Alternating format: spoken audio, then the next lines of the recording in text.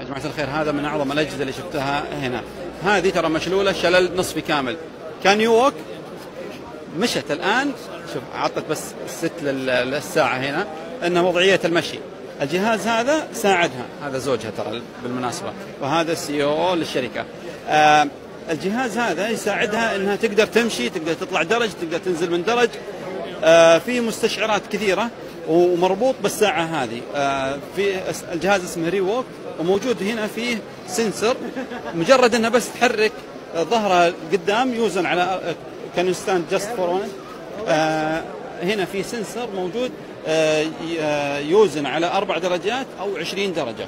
أول ما تقدم ظهرها يعرف أنها بتمشي، فيساعدها الجهاز كامل من تحت، من الجزمة تكرمون في زي الدعامة، مربوط بالساق، مربوط بالحوض، مربوط بالوسط، وتمشي. كان يوك أجين، خلاص بس عطت وضعية المشي والآن بتمشي. تراها مشلول شلل نصفي.